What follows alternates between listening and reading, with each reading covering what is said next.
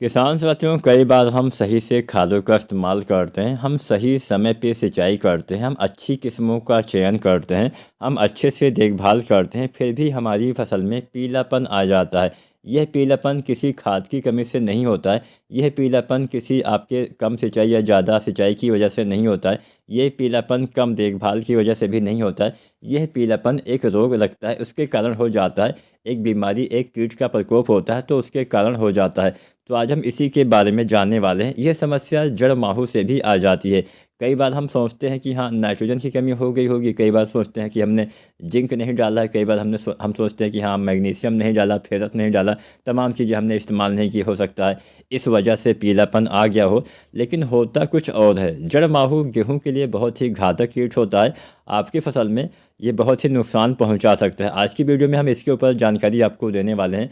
कैसे आपको गेहूं में जड़ माहू को पहचानना है, कैसे आपको जड़ माहू का नियंत्रण करना है, कौन कौन सी दवा का इस्तेमाल आप कर सकते हैं। नमस्कार किसान साथियों, फार्मिंग विद एसआरजे चैनल पे आपका स्वागत है। चैनल को अगर सब्सक्राइब नहीं किया है तो सब्सक्राइब करिए, वीडियो को लाइक नहीं किया है तो लाइक करिए, और कोई भी सवाल हो तो आप कमेंट भी कर सकते हैं। किसान भाइयों, यहाँ पे हम सबसे पहले लक्षण जानते हैं, कैसे हम पहचाने कि हमारे गेहूं में जड़ माहू का अटैक हो गया है। तो यहाँ पे मैं कुछ इमेज भी आपको दिखा रहा हूँ। जब जड़ माहू का अटैक होता है तब आप देखिए कि आपके पौधे में पीलापन आएगा। अब आपके पौधे में अगर पीलापन है तो ऐसा भी नहीं कि हाँ, जड़ माहू ही लग गया है। सबसे पहला काम आपको क्या करना है, कोई भी पीला वाला पौधा उखाड़िए। जब पीला वाला पौधा आप उखाड़ेंगे, आप एक दो पौधा मतलब आगे पीछे से भी, मतलब एक जगह से नहीं, कहीं अलग अलग जगह से भी उखाड़ के देख सकते हैं, जहाँ जहाँ पे पीलापन आपको दिखे।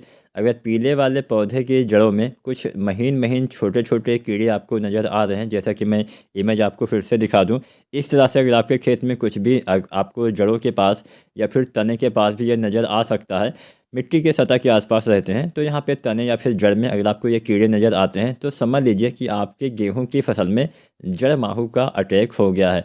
अब जब आपको इसके लक्षण पता चल जाए, अगर एक दो पौधा हो तो कोई बात नहीं, लेकिन अगर आपके खेत में ज़्यादा पीलापन आपको दिख रहा है तो इसका नियंत्रण आपको अवश्य करना चाहिए, नहीं तो बहुत नुकसान पहुंचा देगा।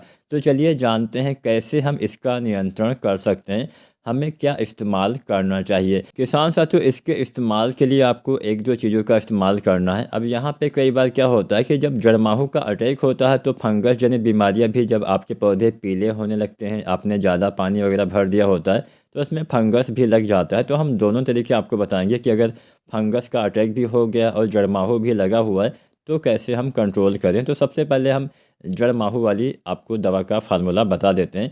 इसमें आपको लेना है इम्डा क्लोरोफिड, जो आती है 17.8% में। तो इम्डा क्लोरोफिड 17.8% वाली 200 ml आपको लेना है। इसका इस्तेमाल कैसे करना है, इसका इस्तेमाल आपको यूरिया खाद के साथ मिला के करना है। अगर आप यूरिया डाल चुके हैं तो कुछ मात्रा में यूरिया फिर से प्रयोग कर सकते हैं, 10-12 किलो 15 किलो उसमें मिला के आप डाल सकते हैं। तो इम्डा क्लोरोफिड लेना है आपको 17.8% SL में, या फिर आप बालू रेत में भी मिला के इसका प्रयोग कर सकते हैं, जो भी आपको आसान लगे। इसकी आपको 200 ml मात्रा पर एकड़ के हिसाब से इस्तेमाल करना है। या फिर आप ले सकते हैं फिफ्रोनिल। फिफ्रोनिल जो फार्मूला आता है वो रीजेंट भी बनाती है बायर कंपनी की, तो इसका भी इस्तेमाल आप 3 किलो से लेकर 5 किलो जो दानेदार वाला आता है यूरिया के साथ मिला के कर सकते हैं। या फिर आप ले सकते हैं क्लोरोपाइरीफास जो 20% वाला आता है, आधा लीटर आपको इसका प्रयोग करना है। तो इन तीनों में से चाहे आप इम्डा क्लोरोफिड का इस्तेमाल करिए, चाहे आप फिफ्रोनिल डालिए जो रीजेंट आता है, चाहे उसका इस्तेमाल करिए, चाहे आप क्लोरोपाइरीफास इस्तेमाल करिए, इन तीनों में से किसी एक का इस्तेमाल आपको यूरिया खाद के साथ मिला के डाल देना है, अच्छा लाभ मिलेगा। इसके साथ अगर मान लीजिए फंगस की भी समस्या आपके गेहूं में दिखाई दे रही है तो इसके लिए आप कार्बेंडाजिम प्लस मैनकोजेब जो आता है 700 ग्राम पर एकड़ के हिसाब से आपको इसका प्रयोग कर देना है। यूरिया साथ में आप कोई एक जड़ माहू वाली दवा, साथ में आप कार्बेंडाजिम और मैनकोजेब डालते हैं तो आपके फसल में जड़ माहू का नियंत्रण भी हो जाएगा, आपकी फसल में फंगस जनित बीमारी का भी नियंत्रण हो जाएगा। इस दवा का इस्तेमाल तभी करना है जब आपको जड़ माहू की समस्या दिखे, ऐसे ही नहीं कि मैंने बताया आप डाल दीजिए तो नुकसान हो जाएगा, तो आपको मतलब पैसा ही आपका बर्बाद हो जाएगा।